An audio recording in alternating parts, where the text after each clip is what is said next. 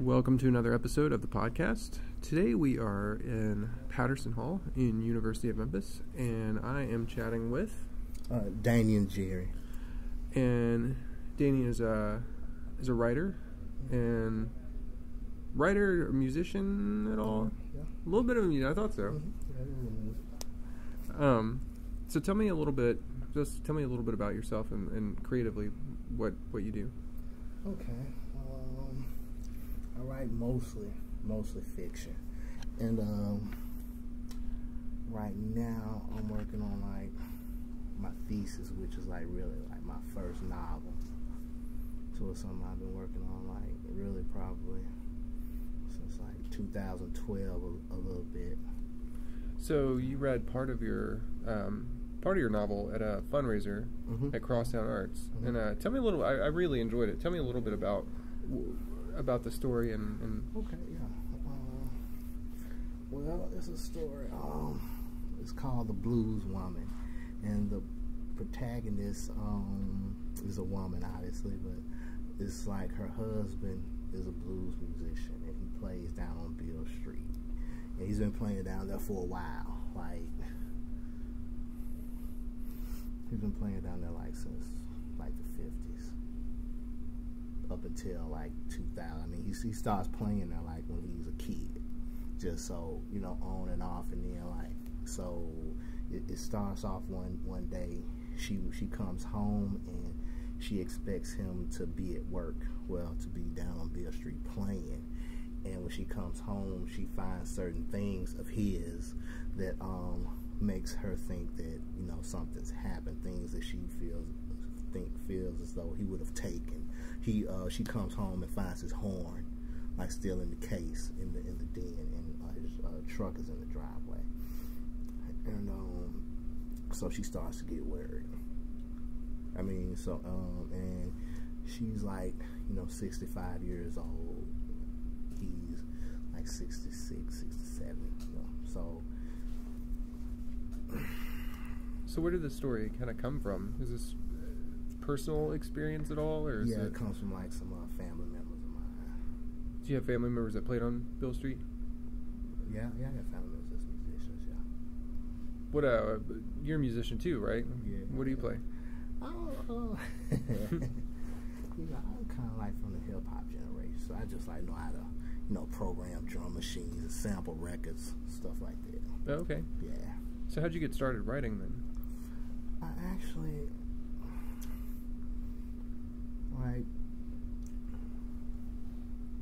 I started like it was certain things that I like read that I think made me like want to start writing fiction. Like I grew up as a kid, like like writing songs and stuff. So I would say like just as I started like to read more. And like it's funny because like as a teenager I wasn't really like into I was more like into music, but it was like I really started reading like to be able to write better songs. So the stuff I read just kind of inspired me. But that was like I didn't like start like really writing until I didn't start even trying to write till I was like probably my late 20s. Okay. What kind of books were getting you interested in? What were you reading back then when you were making the transition? I read a lot of like Stephen King. That's really what like when I read Stephen King. I think that's like a good because like he's not considered to be like the most literary writer, but I think he has a good voice. So I think like that was a good like sort of stepping stone for me to just get me interested in like reading in the first place, like reading literature, and I used to have like I used to like watch a lot of mob movies, so like I read like all like the little Nicholas Pileggi books and yeah, so reading stuff like that, like I guess like fantasy and just maybe stuff that I was like like on movies. I was reading books like that. Yeah, so I was reading a lot of Octavia Butler too. Okay. What's your favorite Stephen King book then? Because I've been reading a lot of his stuff lately too. I would say my favorite is Wizard and Glass. But I like The Stand too. You know, more people say like The Stand, that's his best book.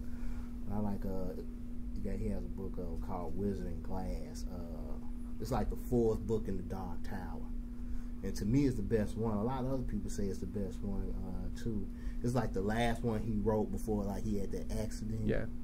It was the last book he wrote. So it's and it's like you can read the like if you didn't want to read the Dark Tower, you probably could, or somebody that didn't, you know, they could read Wizard and Glass. Definitely, you can read all of them, but like Wizard and Glass, it's sort of like the whole book sort of goes back to the protagonist's childhood and like his first like big adventure. So it reads like a story to itself. But you know, he cues the reader on like stuff that's already happened. But it's good though, man. You read any of the Dark Tower? I hadn't read the Dark Tower series yet. No. Like, in my life, for me, that's like Roland, the Last Gunslinger. That's like one of the best. That's one of my favorite like anti-heroes. Yeah. Because like it's like people like they sacrifice themselves for him, but it's like he's their friend. It's like he's a friend the whole time, but like they throw, you know, like. They die, like people like dying for him like through the whole thing. It's crazy, but he's like he reminds me. I see like Clint Eastwood type. Yeah. But it's and what I like about it is like okay, like in the first book, I don't know, it's just like in the first book, you know, he killed the whole town. And then like in the second book, you know, he like it's like some crazy stuff, like a crab like bites off like one of his hands. So it's like early in the book, you know, it's like he kind of like handicapped sort of, you know what I'm saying? He doesn't have full use of his, you know, he can only use one gun through the rest of the story. And that, you know, just little stuff like that. I mean, even like then, you know, I was like, I guess feeling things like that in the story. That's what made me kind of, you know. So what things like that spoke to me about it. So what else? Like what kind of elements about a book or a story? What is it that you're looking for like that then? I think I'm real like into like voice. I think that's like, you know, and then I kind of like the stories that just kind of like, you know, speak plainly. Like and it's funny because like that's a problem I have like when I write, like trying to maintain that voice. But like I like the way like Toni Morrison reads and the way like James Baldwin read, like writers like that. Even like Steinbeck, you know, stuff that reads like kind of mild and smooth, but then like does like, you know, it'll get to a point where it'll do something like really like kind of like complex and then it'll smooth back out. So, and I think I like writing that's like kind of like more simple. Maybe because that's what I'm most comfortable with doing, you know. Right. So, yeah. How would you describe your style of writing?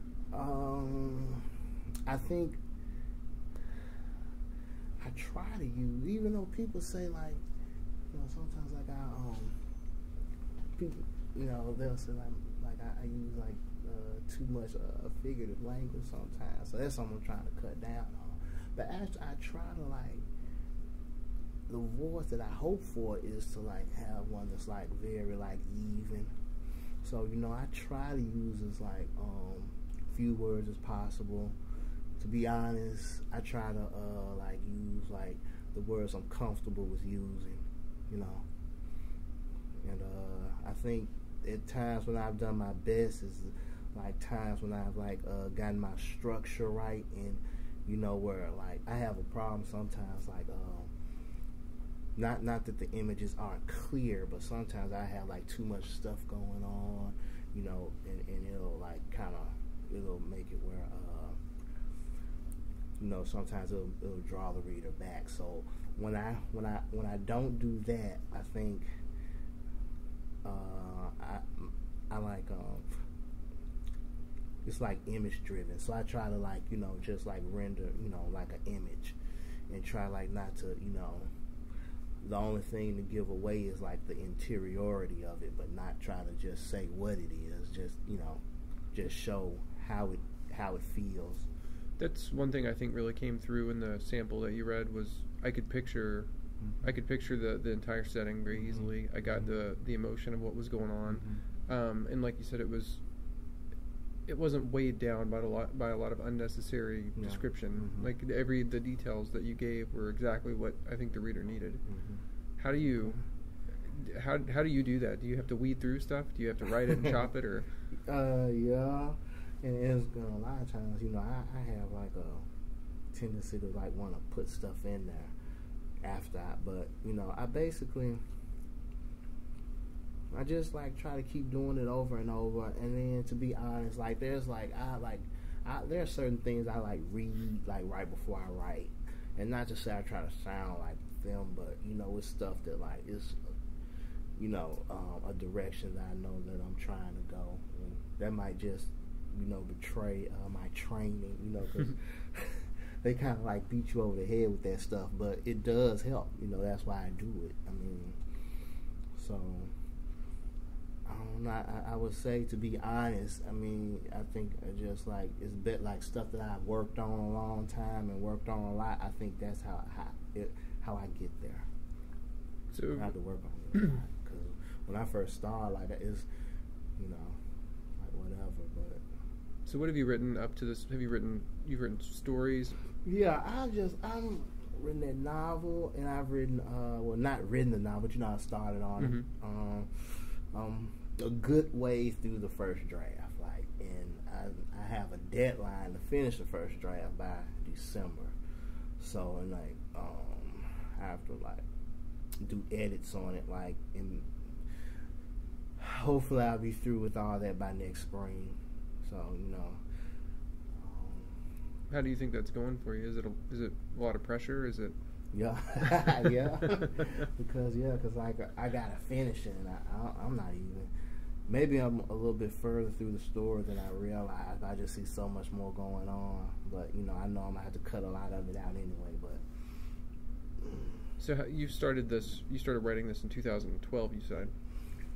How do you? A little bit. Yeah. What's your process for that? Have you outlined? No. No. Do you know where the story's going, or you let it kind of drive you? Mostly, I know where the story's going, but you know, a little bit. I know different scenes that I want to write, so you know, yeah, I kind of know like. But then you know, there's other stuff. I have scenes. A lot of them are real fuzzy, so I don't know really what's going to happen. But I got some scenes I know I want to write, and just trying to get there, not necessarily trying to write there on purpose, but just I know I just start a scene and work it out, and then see if it fits in. Maybe it will, might not though. No. So what is your writing process like? When you sit down, what's your writing ritual? I like to, like, you know, I do best like when I start in the morning, like right when I get up, with just like a cup of coffee, maybe two. I read that's you know, depends, and you know, I read different things for you know, obviously, you know, for different projects, but I like to read Toni Morrison when I write, and I always said I kind of more Toni Morrison, but I like to read James Baldwin too. But when I write, I really I don't know, I just like to read Toni Morrison when I write. You know, like I have like I don't have like there's several, like it's just like 2 or 3 places in the house, like 2 or 3 rooms, like and it's just like either the living room, and then we have 1 bedroom that we sort of turned into an office. But I'm usually like, you know, alone like in the morning, so you know, I usually write then. Do you ever get writer's block? I wouldn't call it writer's block. I just like, you know, I know sometimes I'm gonna write badly.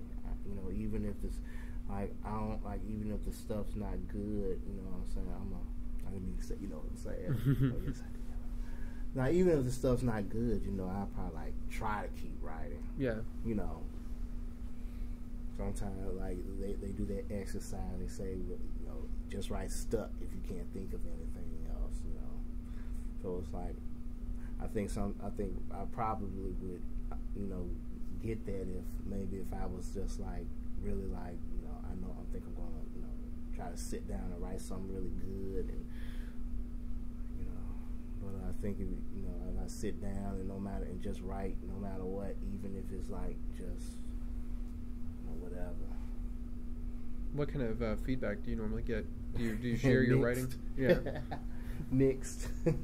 Maybe better than what I think. I think like the stories I work on the longest get better feedback. I will say that. They get better feedback. And when I haven't gotten good feedback, it's always been like because what I was doing was confusing every time. It's like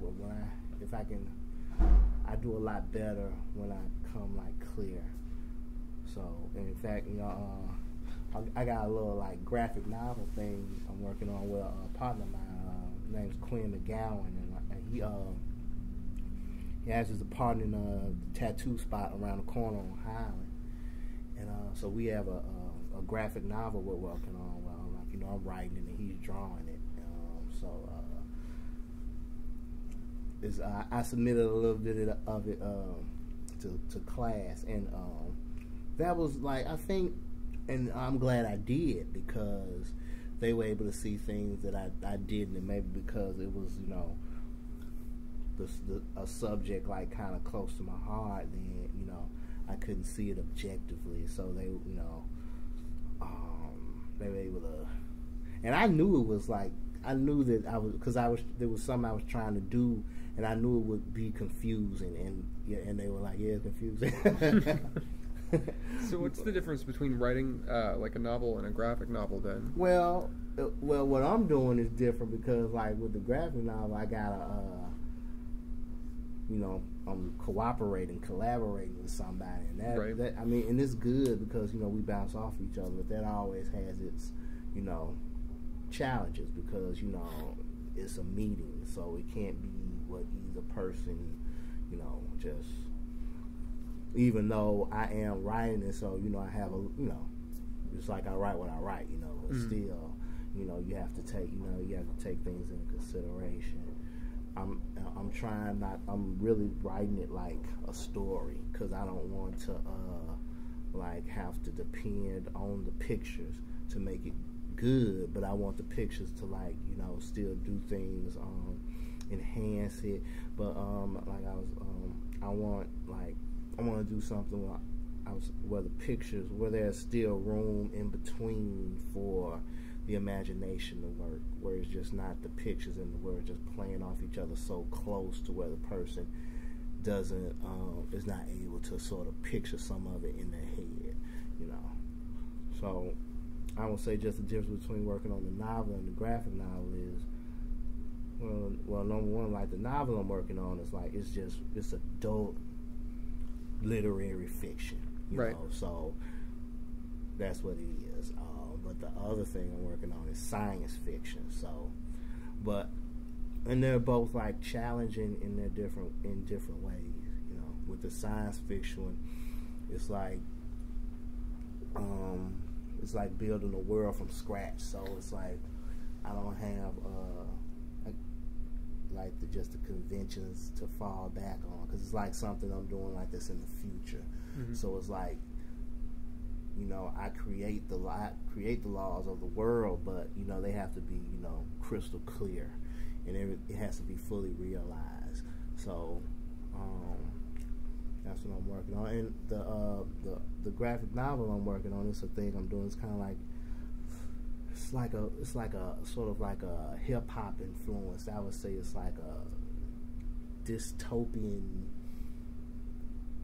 Mad Max meets Beat Street sort of thing. And some people that read, they said that it reminded them of Dune. People say, you know, I need to read Dune because they were saying like it has that sort of feel. So how do you, when you write for the graphic novel, do you already kind of picture what it's going to look like, and can you try to convey that, or does the artist bring his own stuff? No. We both, we sort of just talked about like mapping the world, really from the beginning stages of me writing it, and that's because I guess I just had like an idea for it, because the whole concept of it just comes from like, I was like, what if hip hop was illegal? And it's not that, and I don't think that idea is so far fetched, because there have been regimes that outlawed music. Right. And even in the early stages of hip hop, it wasn't that it was necessarily illegal, but you could go to jail for doing it, for just the simple fact it made a lot of noise. Right. And people called the cops. So it's just like they were looked at as hoodlums. A lot of them like just coming out of gangs. Like you had that gang truth going on, like sort of like the Black Spades turning into the Zulu Nation, that sort of thing.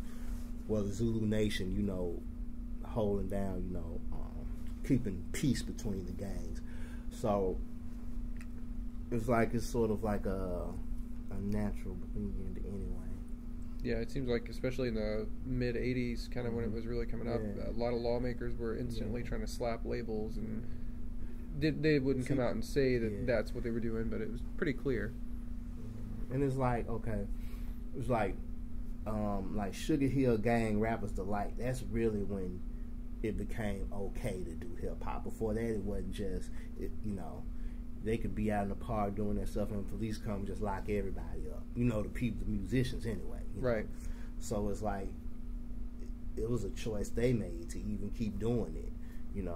Some they really had conviction in. I guess that's why it spread. So even though the story I'm writing, it starts like in Memphis in the South, and that's something I think that's like a sort of, I didn't realize it, but it's like I've let people like read parts of it, because I did a little short story, sort of like spin-off of it, that I'm going to put up on the web. Mm-hmm. It's sort of like a prologue to the story, just something to kind of, get people into it. That's what that was the assignment I, took to school. So, what was I saying? I lost my train of thought. No, I mean, it's pretty interesting, though, that, a science fiction world where music has become illegal is... because, like I was saying, that was a time when it, like I said, it wasn't necessarily illegal, but you could go to jail for doing it. And so I guess, like, I had to think about, well, what would it take for a music to be banned? And then from that, it's almost like a thesis, I guess, because that's where I had, that's really like where the whole, even, there are characters in the world, but I think the whole world came from that question. What would it take for this music to come to a point where it would be illegal, like punishable by law for the practitioners of this art? What would be the other implications of that? Surely that would spread over into other parts of life too. Right. Other music, because then it sort of becomes like an art, like a thing about art, like what's allowed, what's not allowed, And then it says something like what would be the dominant culture, or what would be the dominant art form that would be prescribed to the, for the masses. I think that's a big part of it as well. When do you plan on having that out? Well, we're gonna start doing the putting the web comic up like this Saturday after Thanksgiving. In fact, I know I'll be doing a lot, because I've been like sort of advertising a little bit on Facebook, so I'll be like kind of spreading the word about it. We're gonna put it up on this site. It's called NeoSoulville, NeoSoulville.com. So it'll be up there, and you can go there and click on it and read the comic. We'll probably put out I don't know, maybe 4 or 5 pages a week if we just run through it, and so it'll be probably like a 3-month run or so. Wow. And then, you know, after that, you know, it'll be like, I don't know, hopefully like a few months till we like release the first, because it's like a graphic novel, but I'm going to put it out like in sections, not necessarily issues, but it'll be like, you know, 4 sections that will equal up to the book. That's pretty amazing. So what is sort of your ultimate goal now as a creative person? I just to keep creating, you know, to be in a position where I can create. I mean, the traditional model, you know, would be to get the degree, publish, teach. Yeah. That's do you think that's still viable, or is that changing, or? Well, I have to get the degree. Right. Came this far, and everything right, man. I don't get the degree. Really. I can't even say don't when I get my degree, but right. You know, I would like to. I know I want to keep writing, and you know, I would like to teach as well. But I know, you know, I want to keep writing, so it's just and you know, I know that it's not easy to get your stuff out into the world, you know. You know, you have to just keep at it. So. Yeah. Mm-hmm. Now you're teaching classes now, right? Yes. How's that going? That's going pretty well.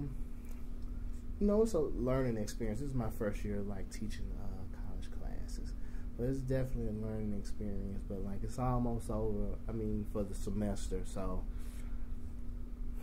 Yeah, I think I could have done better, but I think I did okay. I have a pretty good rapport with my students. I've been leading them through all the assignments, so you know I respect them; they respect me. So, what kinds of issues are you running into any issues with students? Lately I've been having like a lot of absences. Yeah. Yeah, I think like towards the end of the semester I'm having like. Both my classes. I know some of the other, you know, first-year professors and teachers are saying that, you know, a lot of the kids are coming in not exactly up to the level of being able to write college papers. Is that something you've run into at all? Or? Yeah. Well, yeah. I need like a lot of revising. I think just. I think they're like, but I think they are at a place where they can learn. You know, they are at a place where they can learn. It's just like,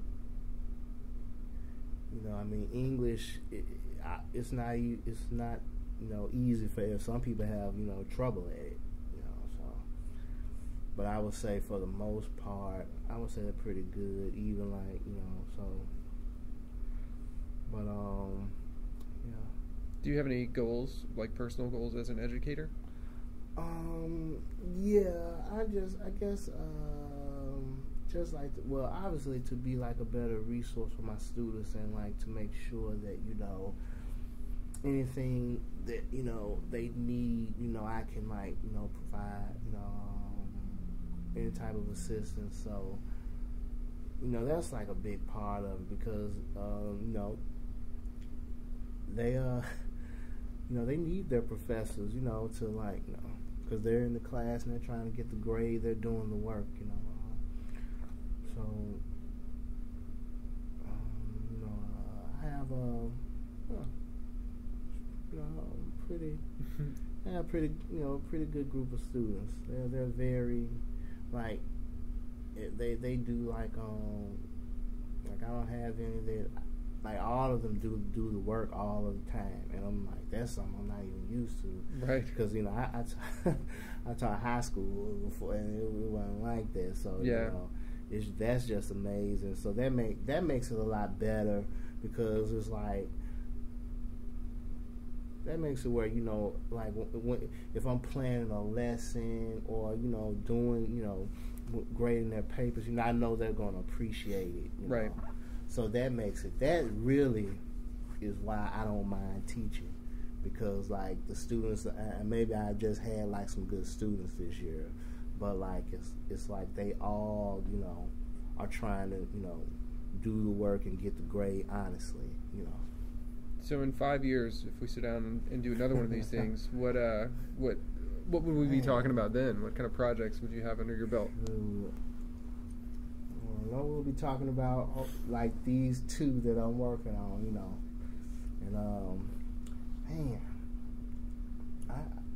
I got some other things. It's funny because because I've just had to, you know, do a lot of research just on Memphis and, you know, Beale Street, things like that, and, you know, and so it's like I almost it's like I see some other stories just like in Memphis, you know, because like it's just like because there's a time like in the store I'm working on now, I'm like just trying to stretch back to this time, and maybe that might be what I'm trying to get to in this story might be something that like has to come in another story, right? You know, because there's something I'm reaching for, and I can only go so far. But like Memphis is very interesting, and it's like it's like a whole literary tradition. There's a literary tradition here that like I'm just becoming familiar with, you know. So that's great. So where can people find out more about when your graphic novel's released, when the novel's released?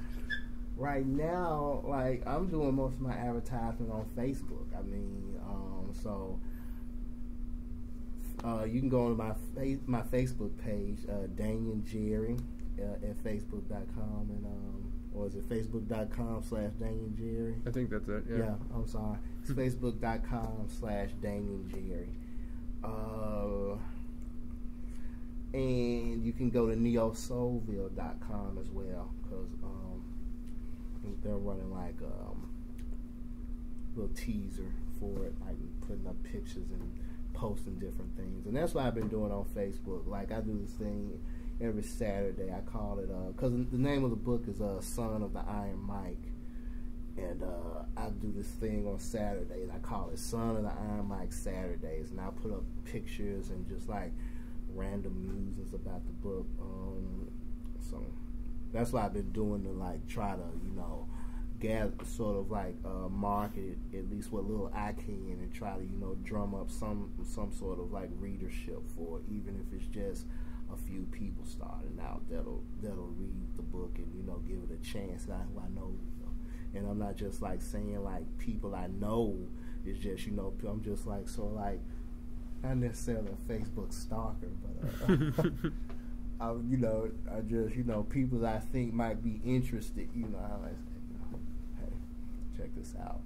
And then, you know, just, and sometimes, you know, I know a good number of people who I'll tag it to their page, and then sometimes, you know, I've gotten some people that'll see it on someone else's page, and if they like it, then I'll just sort of start corresponding with them. So that's what I've been doing. Just something on my own. And then like the artist, Quinn McGowan, like the company is his. It's called Legends Press. So he's like an independent comic book creator. So he's sort of handling really most of that, like, you know, getting the word out, talking about it. He's more like into the indie comic scene. He's the one, you know, he's going to the cons and doing all that. I kind of, you know, he wants me to go to them too. I don't mind, but, you know, I'm kind of, you know, I don't mind, but, you know, I would. Oh, they're pretty fun. I've been to one or two of them. They're pretty fun. Yeah. I'm not saying, I'm just, so, you know, I need to kind of be like at the house. Right. You know, so you got stuff to write. yeah, I need to be at the house, but, you know. Well, good luck with both projects, and okay, I really look forward to seeing them. And appreciate you talking to me. Oh yeah, thanks. Like I said, I appreciate, you know, just like working with you, and, you know, working with Kat and Lanny, and I'm looking forward to you know, seeing y'all projects too, because y'all, you know, y'all doing a lot of good things, you know. Well, we're trying. Yeah. So I think that's just good, you know what I mean? So I'm glad, you know, and I'm hoping that, you know, there can be a community to come out of this that, you know, really, you know. Right. Because, you know, that's needed, and it's always good, and I think that, like, you know, I'm seeing other ones, and to be honest, you know, I mean, I've heard is, like, This is gonna be the last thing I'll say. But you know, like I've heard like from like at least like a couple of people that went through like the MFA program, and you know they've left it. I mean, you know, after they graduated, and they sort of like one of the main things that they missed about it was the community. So, you know, I'm just hoping that, you know, I can at least, you know, meet a few people that I can keep in touch with, that I can relate to, you know, as writers and artists, you know, that sort of thing. Yeah, that's definitely one of the reasons why I even do this podcast, is just trying to stir the pot a little bit and get people, you know, talk to people that in different areas that maybe I wouldn't talk to otherwise. And two, it just gets people talking to each other a little bit more. Because I think, I mean, like that's a great concept for a graphic novel, which could be turned in, you know, someday to a film or a, you know, something, you know. Yeah, I hope so. I mean, that just, you know, but so great. You can go to the podcast page, and you can go to my webpage, richardaluster.com, to find out more information about all these projects. And thank you very much.